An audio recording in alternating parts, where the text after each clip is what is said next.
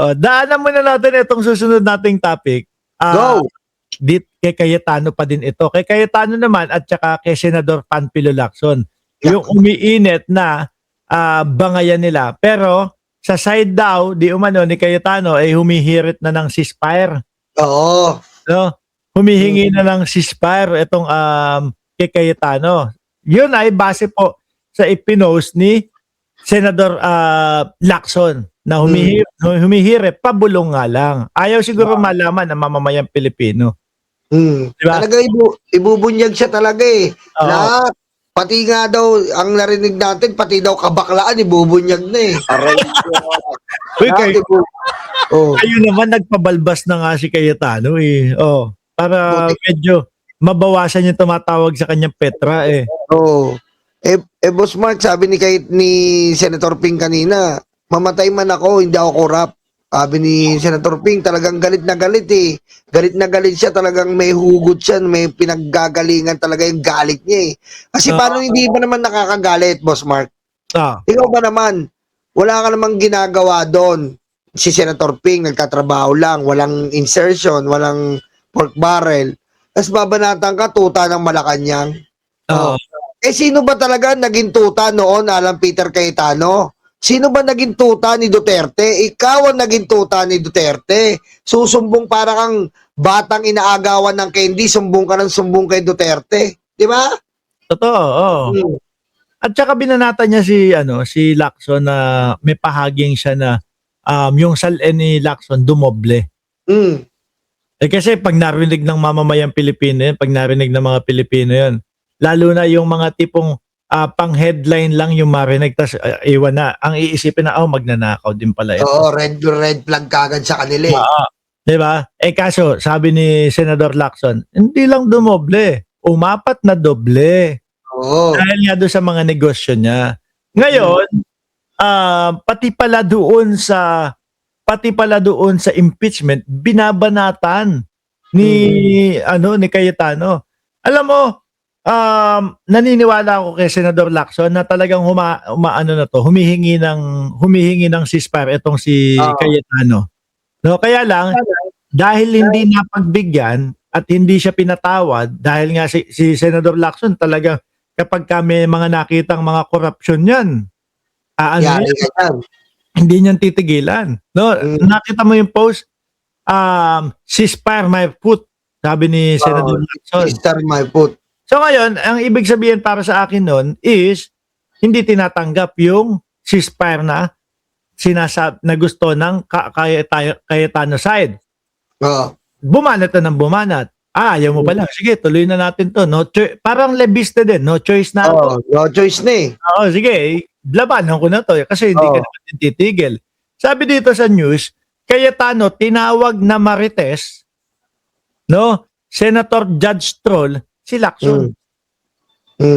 Kaya nga eh, alam mo, ayan nga eh, binabanatan niya, Boss Mark, si Senator Lacson, na daw ay Marites.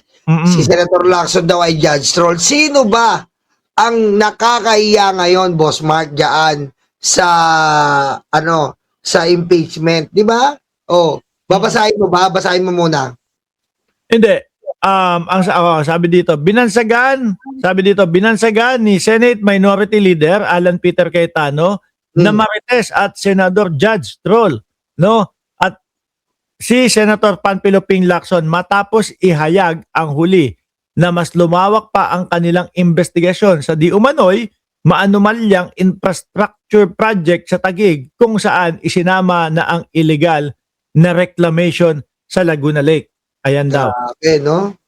Kasi ito, mauna na ako, Boss Nyolo. Maraming salamat kay salamat sa iyong meron mga ganyan lumalabas dyan eh. Salamat sa iyo, ha? Maraming salamat. Iba itong kampo ni Senador Ping Lacson kapag ka nag-imbestiga. Kagaya nga nung lagi kong sinasabi, kung ang Pangulo paglalabas pa lang ng mga pangalan ng mga construction company na nakatanggap ng mga malalaking mga proyekto, si Senador Ping Lacson, pinupuntahan na agad nila yung mga lugar kung saan may hinihinala o sinasabi na flood control at saka yung mga ghost project. Ganon kabilis sila. tsaka kumpleto, Ricardo, Boss Mark. Pag si Senator Ping Lacson ang trumabaho sa'yo, hindi ka talaga makakapagsalita kung hindi ka makakapagsalita. Ang tanging mababanggit mo na lang ay yari na. Yari ka na. Wala na.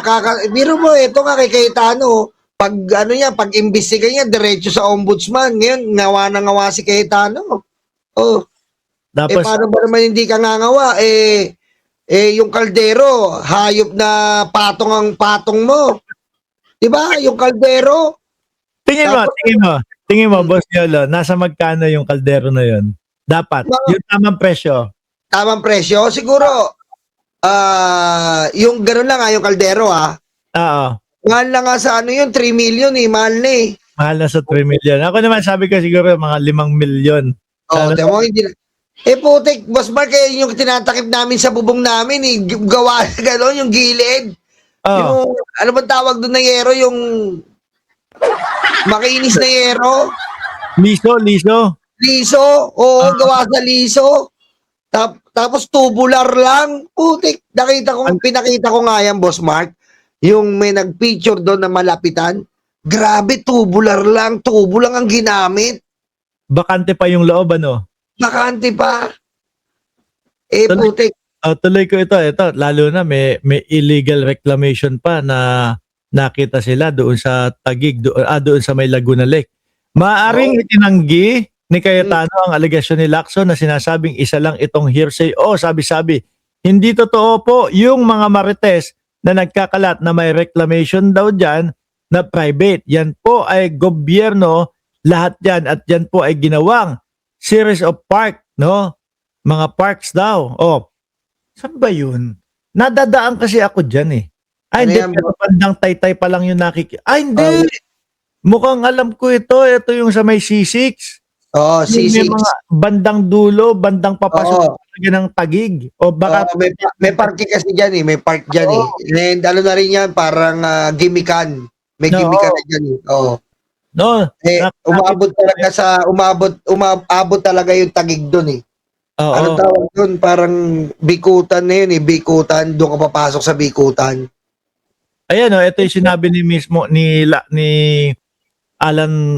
Alan talaga. Yung senador, judge, troll na yun, sino pa ba sasabihin nyo? Si lang yun.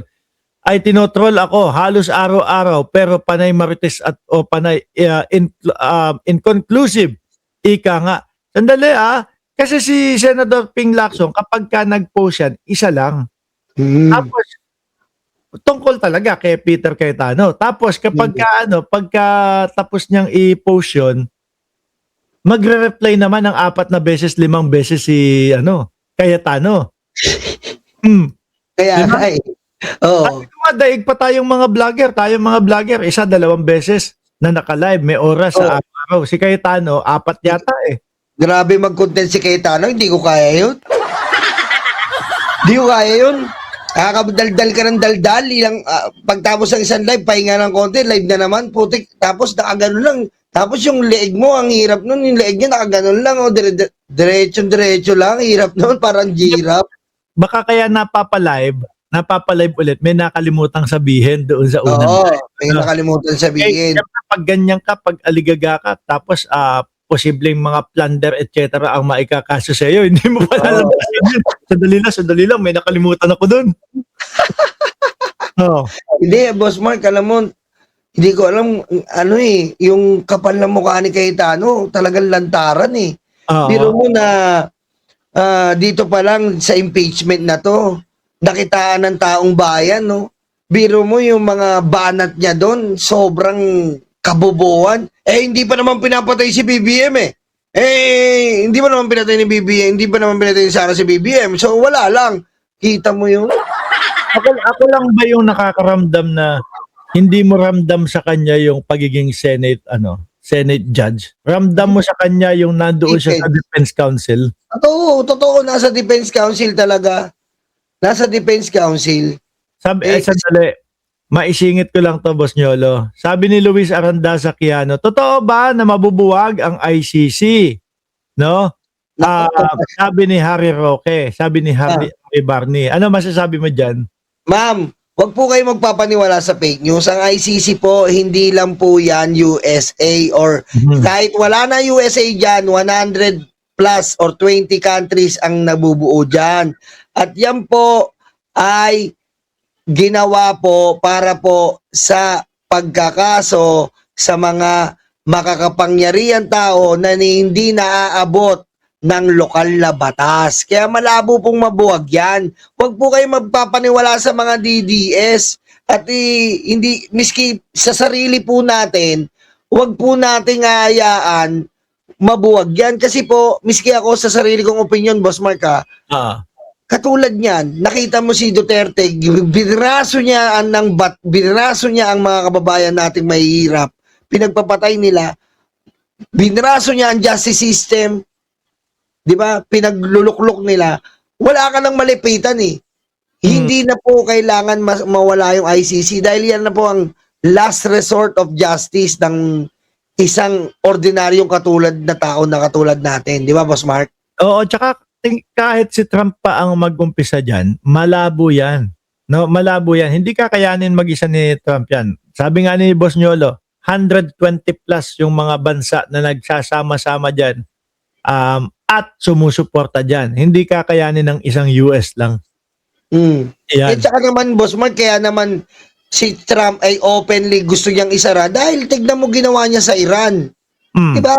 Tignan mo ginawa niya sa Iran. Nag-declare siya ng war, then nagbago isip, then nag-declare ulit, nagbago isip, hanggang sa dumami na po ng dumami yung casualties. Hindi po natin inaano si Trump bilang kaalyado ng ating Pangulo.